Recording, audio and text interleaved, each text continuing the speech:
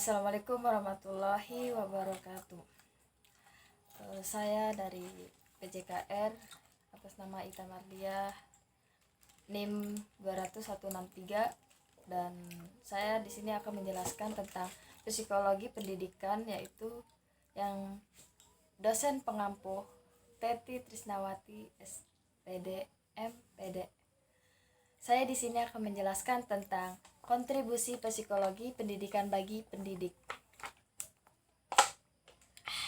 Kontribusi psikologi pendidik bagi pendidik yaitu menjadi pendidik lebih terbuka terhadap perbedaan individu peserta didik. 1. Untuk mempelajari situasi dalam proses pembelajaran, psikologi pendidik memberikan banyak kontribusi kepada pendidik dan calon pendidik untuk meningkatkan efisien proses pembelajaran pada kondisi yang berbeda. Seperti pada slide selanjutnya. A. Memahami perbedaan individu atau peserta didik. B. Menciptakan iklim belajar yang kondusif dalam kelas. C. Pemilihan strategi dan metode pembelajaran. D. Memberikan bimbingan kepada peserta didik. E. Mengevaluasi hasil pembelajaran. 2. Untuk penerapan prinsip-prinsip belajar mengajar. A. Menetapkan tujuan pembelajaran. B. Menggunakan media pembelajaran. C. Menyusun jadwal pelajaran. Yang B.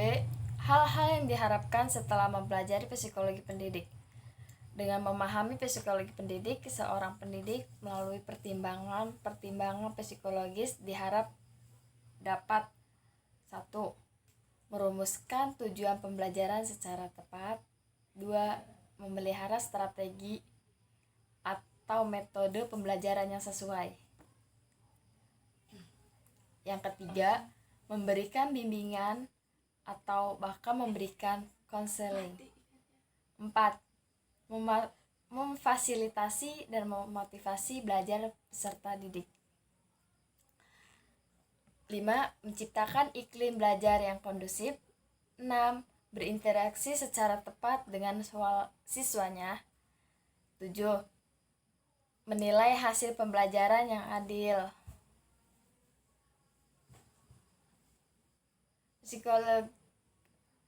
Kontribusi psikologis pendidikan terhadap proses pendidikan. Pentingnya psikologis dalam pendidikan, yaitu psikologis membantu pendidik memahami karakteristik kognitif, efektif, dan psikomotorik peserta didik secara integral. Yang kedua, pendidik mampu memahami keunikan peserta didik sesuai karakteristik psikologi masing-masing. Dan yang ketiga, pendidik mampu mengatasi masalah belajar dan menciptakan lingkungan yang kondusif serta menyenangkan bagi peserta. Kontribusi psikologis terhadap pendidik, yaitu 1. Perubahan anak didik dalam proses pendidik. 2.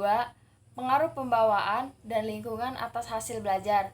Dan yang ketiga, hubungan antara teknik mengajar dan hasil belajar. Dan yang keempat, pengaruh kondisi sosial terhadap belajar. Dan yang kelima, pengaruh interaksi pendidik dan peserta didik. Dan yang keenam, pengaruh perbedaan individu terhadap kemampuan belajar.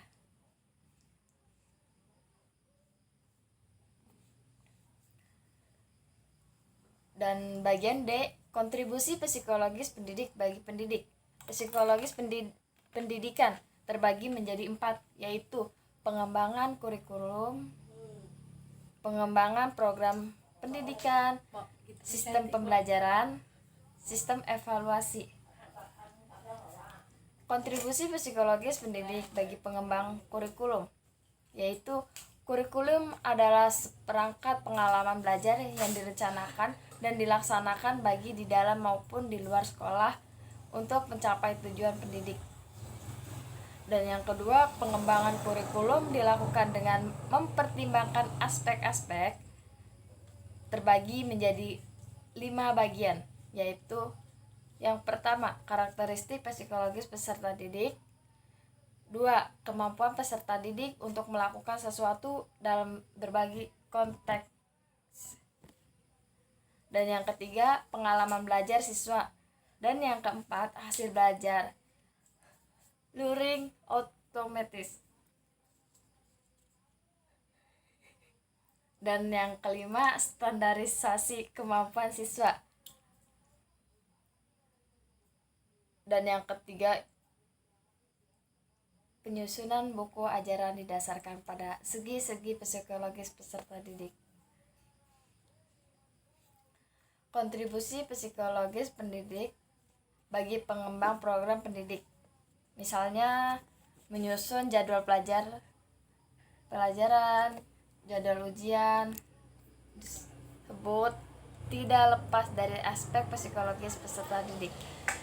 Dan yang kedua, penentuan jurusan atau program.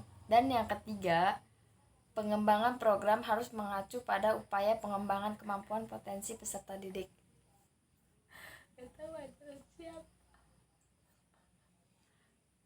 Kontribusi psikologis pendidik bagi pengembang sistem pembelajaran terbagi menjadi 4 bagian, yaitu pemilihan teori belajar yang akan diaplikasikan.